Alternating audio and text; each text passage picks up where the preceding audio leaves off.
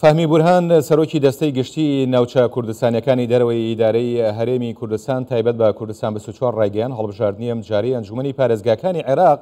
نەخشەی ناوچەکە گۆڕێت و کورد لە ناوچە کوردستانیەکانی دەرەوەی ئیدارەی هەرێمی کوردستان نەخشە دزراوەکە خۆی دەدۆزێتەوە. هەروەها دووپاتیشی کردەوە ئەمە مانای ئەوە نییە کە کورد لەو ناوچانە برایانی عەرەب و تورکمان فرامۆش دەکات، بەڵکو بە پێچەوانەوە سەر لە نوێ گەڕێتەوە بۆ ئەو پەیوەندیە بەهێزەی پێشتر لەو ناوچانە لە نێوان کورد و عەرەب و تورکماندا هەبووە. کورد لە شنگالەوە بۆ خانەقین، بۆ مەندەلی، بۆ بەدرێ و جەسان، بۆ هەموو ئەو ناوچانە، بۆ کەرکووک و بۆ دەشتی نینەوە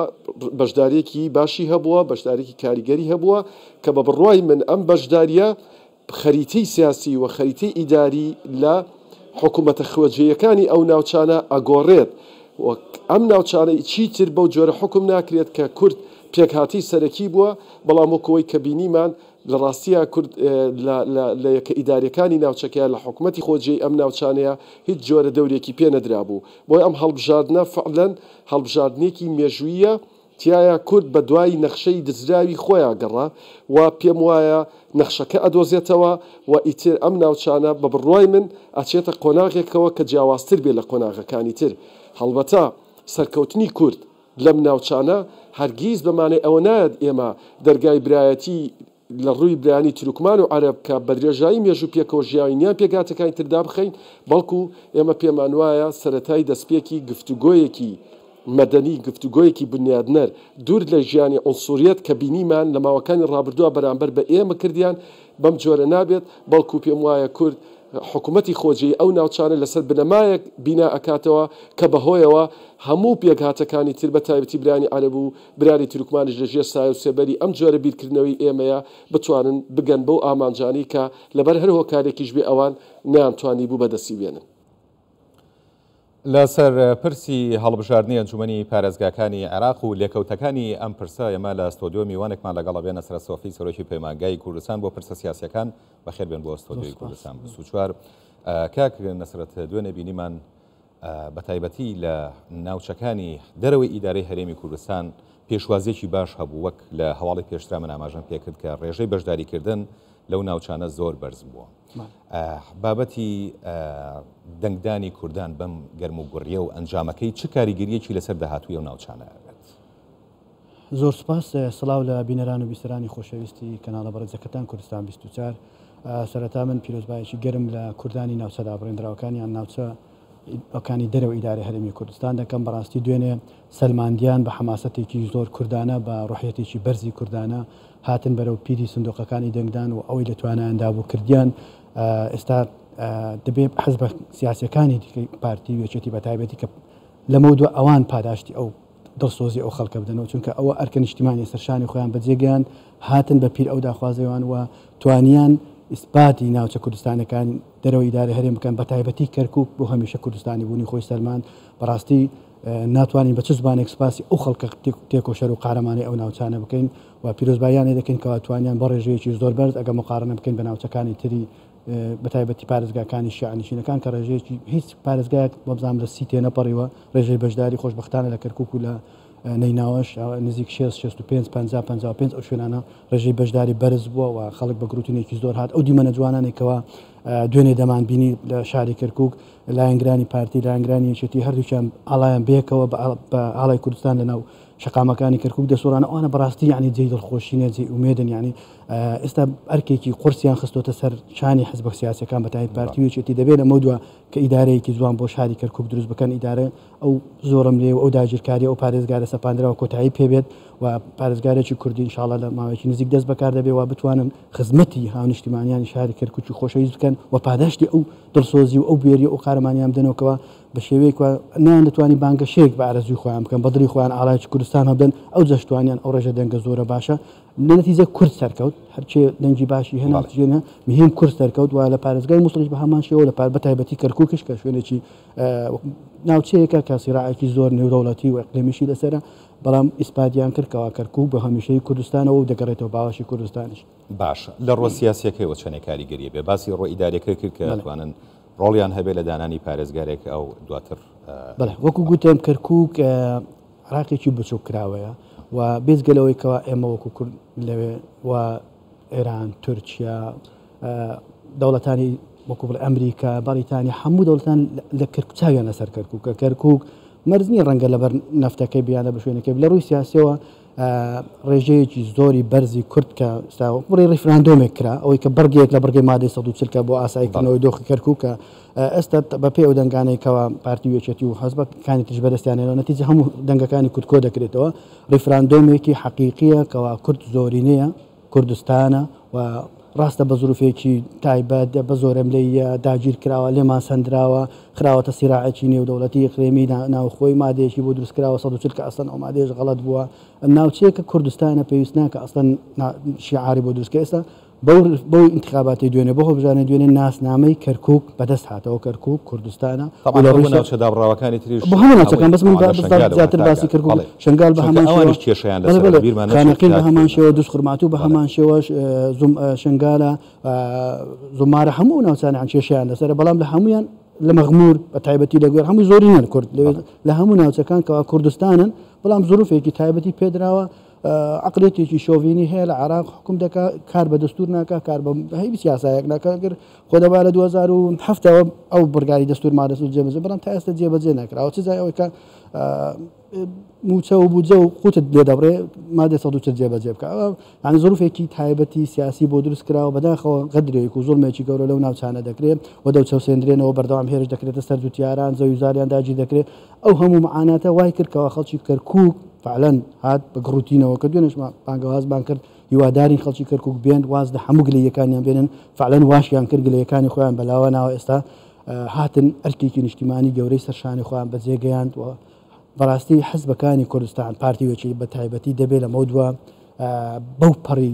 یعنی ئەهمیەتەوە بەو پڕی گرنجەوە ڕێز لە هاونیشتیمانیانی شاری کەرکووک خۆشەویست بگرن بە هەموو شێوەیەک خزمەتیان بکەن چونکە سەلماندیان ئەوانە ئەو پەڕی دڵسۆزن ئەو پەڕی بوێرن لەناو ئەو هەموو ناخۆشی و معانات و بڵێ دەژێر عسکەرتارێتیش توندەوە بەو پەڕی هەماسە دەنجیاندا کەرکووک سەلماندیان کە کەرکووک هەمیشە کوردستانە هیچ کار لە کوردستان جیا ناکرێتەوە ڕاستە لێمان سندراوە لێمان داگیر کراوە بەهێز بێ بەش بەڵام بەس بێنێ لەوە دەترسان کەرکووک ئەگەر بە شەڕ لێمان بستێنن باسانە دەیسەینەوە بەڵام بەدەنگدان بمان دۆڕان بەیە کەرکووک بڵە ڕووی سیاسیەوە لە ڕووی ئیداریە هەمیشە کۆتایی پێدات بەڵام خۆشبەختانە ئەوەی کە زۆر دڵخۆشی کردین کەرکووک ناسنامەی کوردستانی بین و خۆی بۆ هەمیشەی سەلمان ڕیفراندۆمی کرد فعلان بەرگەی مادەی 140 یعنی دیفاکتۆیان جێبەجێ کرا باش سەرڕای و خەلەلانەی کە هەبوو یعنی تۆ پێت وایە و خەلەلانەی کە هەبوو هەر لە ناوچەکانی فایدە و هەنێک مەتیقەی ترەوە تا ئاگاتە کەرکووک کە لە دوای کاژمێر سێوە تر خەلل کەوتە ناو جیهازەکانەوە نەتوانرە هاوڵاتیان دەنگدەن پێت وایە ئەمە خەلەلی تەکنیکی بووە یان نەخێر لە جۆرەکان وڵی هەندێک گومان هەڵدەگرێت هەرچەندە کۆمیسیۆن دەڵێ ئەو خەلالانن خەلەلی تەکنیکی بوون بەڵام پێشتر بوو کە چارەسەر گومان هەڵدەگرێت و لە دەنگدانی تایبەتیش هەمان ئەو خەلالانە هەبوون و بەڵێنێکیدا بوو کە لە گشتەکە چاچی کردوون و کێشە نەماوە بەڵام بەداخەوە ینی هەستمان کرد بۆ لە بەیانیەوە نەبوو لە هەشت نەبوو لە نۆ نەبوو لە دە نەبوو یعنی بزات کە زانیان ڕێژەیەکی زۆر مشارەکە دێتە پێشوانە هەندێک خەلەلیان دروست کرد عەڵقەلەیان دروست کرد ویستیان خەڵکەکە سارد بکەنەوە لە نۆرەگرتن لە نەخوێندنەوەی پەنجە و من گومان دەکەم ئەو خەلالانە تەکنیکی بوون یعنی ڕەنگە دروستکراوە بوون دەستکرد بوون بەڵام نەیانتوانی ڕێگر بن نەیانتوانی خەڵکی خۆشەویستی ئەو ناوچە کوردستانیانە سارد بکەنەوە ناوچە دابڕێنراوەکان ناوچە داگیرکراوەکان جوانتر بن ئەوانە هاتن زۆر بە حەماسەتەوە توانیان ئیسباتی خۆیان بکەن باش لەسەر ئەرزی واقع لەو ناوچانەی کە باسێکی تۆ بە ناوچە داگیرکراوەکان ناوەهێنا هێزی سەربازی هەیە کەم هێزە سەربازیانە زۆر وسجار بوونەتە سەر ئێشە بۆ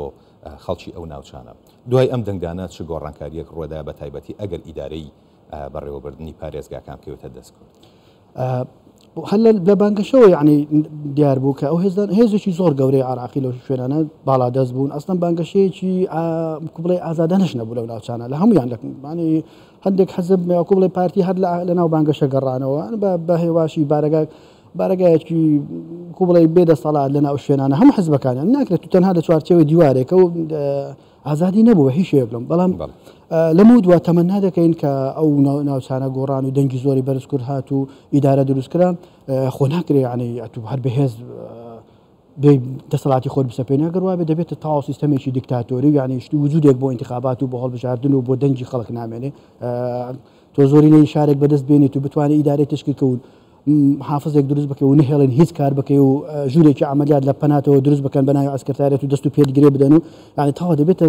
ڕژێمێکی دیکتاتۆری و هیچ ڕێزێک لە دەنجی هاوڵاتی و هاونیشتمانیان ئەو کات دەبێت لایەنە سیاسەکانی کوردستان هەڵوێستێکی تر و تێڕوانین وەکو لێکدانەوەیشتریانە بە شێوەیەک تر تعامل لەگەڵ ئەو دۆخە بکەن هیواداری نەگاتە ئەو دۆخە نەخوازراوە ژووری عملیات و ئۆپەراسیۆن و عسکەر بێن بربەست لە پێش ئیدارە و خەلەلیدار ئەوان کاری خۆیان با بکەن پاراستنی ئەمنیەت و سنوور و فلان و ڕوبەڕووبوونەوەی داعش و تیرۆریست و ئەوانە ئیش عسکەرە بەڵام بێت دەدا خۆی ئیشی ئیداری ناو شارەکان بکەی بە هەمویانەوە ینی کەرکووک مووسڵ فلان شوێنگار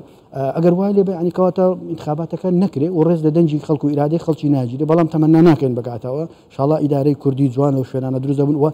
ڕێزدا پێکاتە ڕەسەنەکانی ئەو ناوچانەش بگیرێت تورکمانە عەرەبە کردانە ئەشوری ئەوانەش پێکاتی ئەو شوێنانە کەرکووک و ناوچەکانی تر سەرجەم زومار و شێخان و فلان و ئەوانە هەر هەمویان خەڵکی تریشی لێ هاوشان لەگەڵ خەڵکی کوردی بەیەکەوە ژیاون برایەتی و تەعایشێکی سمی هەبوو هەمیشە ڕێز لە دەنجی وان دەگیرێ ڕێز لە ئیرادەی وان دەگیرێ ئەو استحقاقی کە بەدەستی دێنن ئەوانش بە هەمان شێوەیە پۆست و پلەی پایخوان وەردەگرن لەو شوێنانە بێکەوە ئیدارەیەکی جوانی برایەتی بەڕێوە بدرێ نەوەک لایەنێک فرامۆش بکرێت زۆری نەو کەمینە لەو شوێنانە بەڕای من باش نییە. ئەرچی هێزە کوردیەکان دوای تەواوبوونی پرۆسەی دەنگدان و هەڵبژاردن ئەرچی هێزە کوردیەکان وەکو گوتم ئەرکێکی زۆر سەخت و قرس لەسەر شانیان دروست بووە بەتایبەتی دوو هێزی سەرەکی کە پارتی وێچێتینە پارتی توانیوتی لە منتیقەی مووسڵ و ئەوەی کە ئیدارەی نەیناوێ زۆرینەیەکی زۆر بەدەستبێنی کەتیش بە هەمان شێوە لە منتیقەی کەرکووک توانێتی زۆرینێک هەردووکیان بن بێکەوە کوردن هەردووکیان بێکەوە دوو حزبی هێزی کوردینە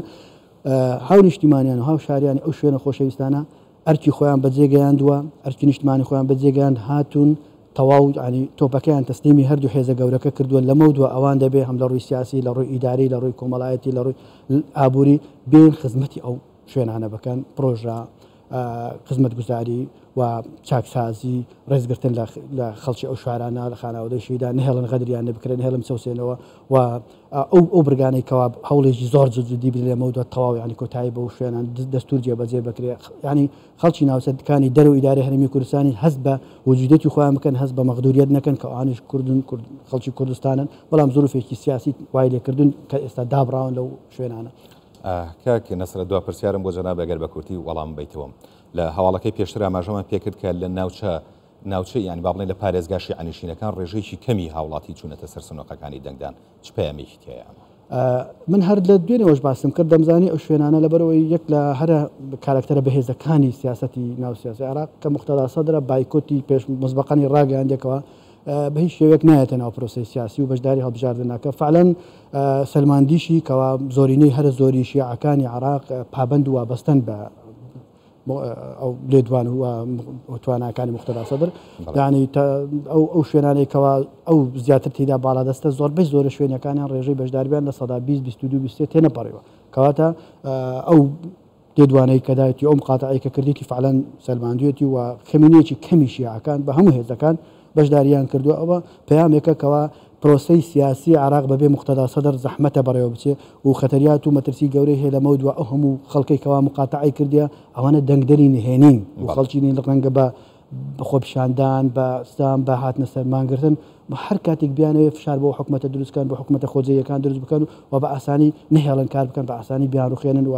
کەواتە هەڵبژاردنێکی تر لە پشتەوانە کە خەڵکێکی زۆر بەهێزترن مختەدا سەدر. بەڵێ نەسرەت سۆفی سەرۆکی پەیمانگای کوردستان بۆ پرسە سیاسیەکان سپاس.